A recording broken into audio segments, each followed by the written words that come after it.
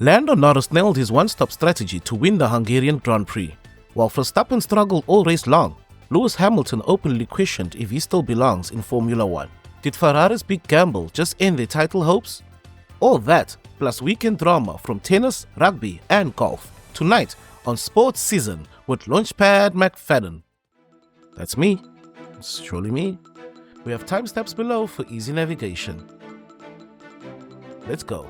McLaren have stamped their authority once again in Budapest, as Lando Norris claimed a victory at the 2005 Hungarian Grand Prix, implementing a bold one-stop strategy that left teammate Oscar Piastri just 0.6 of a second behind at the checkered flag.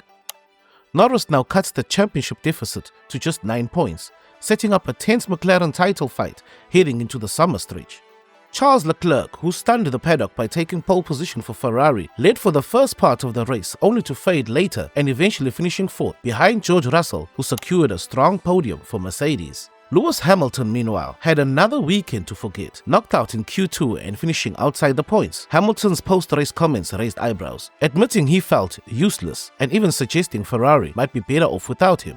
With 5 races left before the final quarter of the season, the battle between Norris and Piastri is now front and center, and McLaren may soon have to decide if team orders come into play. At the National Bank Open in Montreal, Canadian teenager Victoria Mboko produced one of the tournament's biggest upsets, defeating world number 3 Coco Gauff in straight sets 6-1, 6-4. Mboko showed impressive composure throughout the match, using precise ground strokes and consistent pressure from the baseline to control the rallies.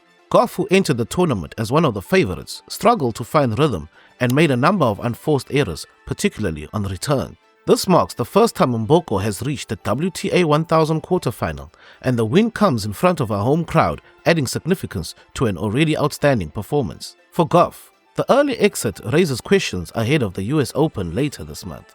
The British and Irish Lions were denied a series whitewash by the spirited Australia in a chaotic third test that was interrupted by a long lightning break in Sydney on Saturday.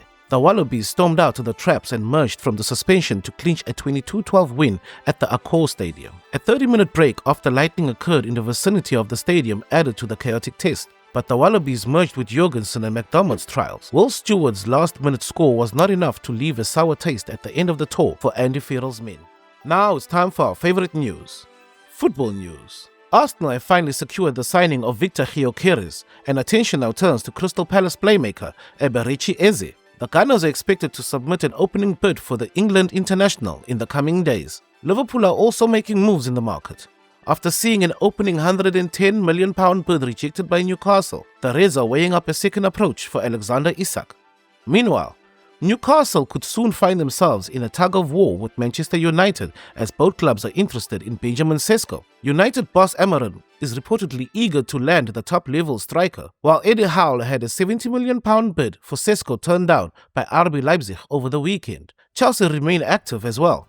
The Blues are still in talks to bring in the Dutch star Xavi Simons. It is believed the Dutch playmaker is forcing a move, as he has removed all remnants of RB Leipzig from his social media. And finally, Tottenham are closing in on João Paulinho, with a loan move from Bayern Munich nearly done. Spurs are also in the market for another attacker, as club captain Heung-min Son prepares a move to LAFC. Join us Friday morning as we break down all the latest transfer news, rumors and deals on Football Season LDN. Let's move on to our WTF Sport of the Week. A sport so fascinating, we have to ask ourselves, where is the fuss for this sport? This week, our WTF Sport of the Week is camel racing. Camel racing is huge in the Middle East.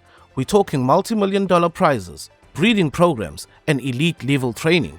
But here's the twist. They banned human jockeys because of child exploitation. So now, camels are raced by remote-control robot jockeys.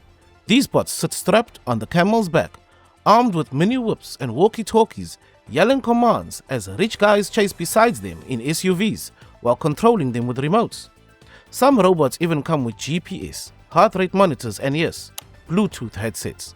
You've seen horse racing, now picture it with camels, robots and land cruisers flying down the sands. Camel racing. Take a bow. You are our WTF Sport of the Week. Thank you. Thank you. Thank you very much. That's all we have on Sports Season tonight. Be sure to subscribe and tell us below what has been your favorite sports moment of the weekend. I'm Launchpad McFadden. This has been Sports Season. Good evening, good morning, and good night. Sala kahle.